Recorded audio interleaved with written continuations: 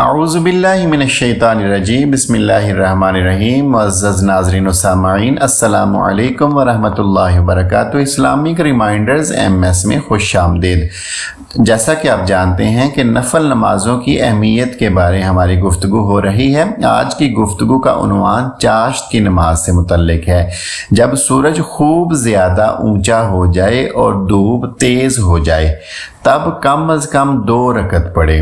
جیسا آپ نے پچھلی ویڈیو میں یہ جانا تھا کہ اشراق کی نماز چاشت کی نماز سے پہلے پڑھی جاتی ہے اور اس کا ٹائم یہ ہے کہ جب سورج کی بلندی ایک نیزے پر ہو جائے، نیزے تک سورج پہنچ جائے، یا یوں سمجھے کہ جب سورج کے اوپر آنکھیں جم نہیں سکیں، سورج کو دیکھا جائے تو آنکھیں چدے آ جائیں اور سورج کرنیں بکھیرنے لگ جائے، اس وقت یوں سمجھ لیں آلموسٹ سورج کو نکلے 20 منٹ ہو چکے ہوں تو اشراق کی نماز کا آغاز ہوتا ہے۔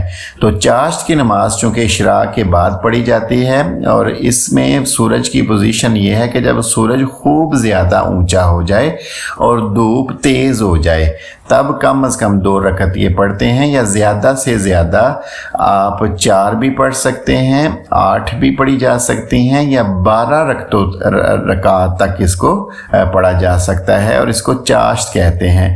اس کا بھی بہت زیادہ ثواب ہے۔ حدیث میں ہے کہ جس نے 4 رکعت چاشت اور 4 رکعت سوائے سنت مؤکدہ کے قبل ظہر پڑھی، یعنی 4 رکعت چاشت پڑھ لی یا 4 رکعت سنت مؤکدہ جو ہم ظہر سے پہلے پڑھتے ہیں ان کے علاوہ کوئی 4 رکعتیں چاشت کی نماز میں پڑھ لیں تو اس کے لیے جنت میں ایک مکان بنایا جائے گا۔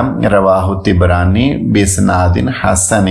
حضرت ابو امامہ رضی اللہ تعالی عنہ راوی ہیں اس حدیث پاک کے کہ سرور کائنات صلی اللہ تعالی علیہ وآلہ وسلم نے فرمایا، جو شخص وضو کر کے گھر سے نکلے گا اور فرض نماز ادا کرنے کے لیے مسجد جائے تو اس کو اتنا ثواب ملے گا جتنا احرام باندھ کر حج کرنے والے کو ملتا ہے۔ سبحان اللہ۔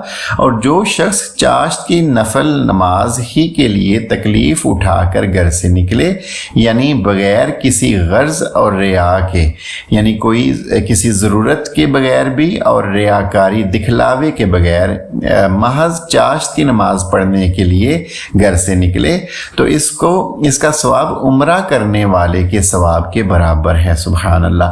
اور ایک نماز کے بعد دوسری نماز پڑھنا اور ان دونوں نمازوں کے درمیانی وقت لغو بہودہ باتیں نہ کرنا ایسا عمل ہے جو علیین میں لکھا جاتا ہے۔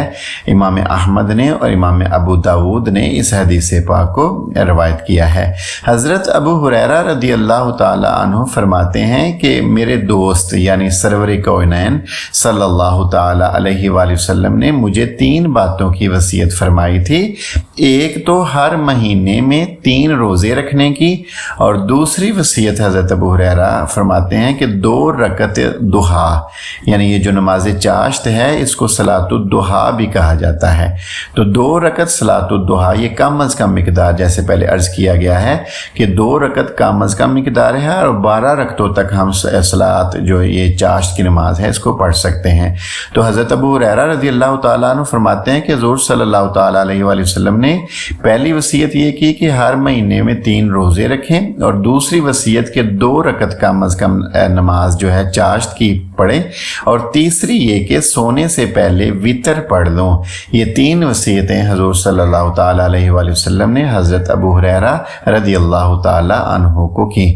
پتہ چلا کہ نوافل میں چاہے نماز اشراق ہو، چاہے چاشت ہو، یا اس کے بعد ہم اوابین کے بارے پڑھیں گے، جانیں گے، اور اس کے بعد نماز تہجد ہو، کوئی بھی نفل نماز ہو، اس کے پڑھنے کا بہت زیادہ اجر و ثواب ہے۔ لہٰذا ہمیں فرائض کے ساتھ ساتھ نفل نمازوں کا بھی خاص طور پہ دھیان کرنا چاہیے۔ اللہ تعالی ہماری نمازوں کو قبول و منظور فرمائے۔ اس جیسی مزید اتھینٹک ویڈیوز کے لیے ہمارے چینل کو سبسکرائب کریں، بیل آئیکن کو پریس کر دیں تاکہ ہر نئی آنے والی ویڈیو آپ تک ٹائملی پہنچ سکے۔ اس ویڈیو کو لائک بھی کیجیے گا اور کمنٹ سیکشن میں اپنی رائے کا بھی ظہور اظہار کیجیے گا۔ اپنے دوست احباب تک اس ویڈیو کو شیئر کریں اور نیکی کے اس سفر میں ہمارا ساتھ دیجیے گا۔ اللہ نگہبان، اللہ حافظ، السلام علیکم ورحمۃ اللہ وبرکاتہ۔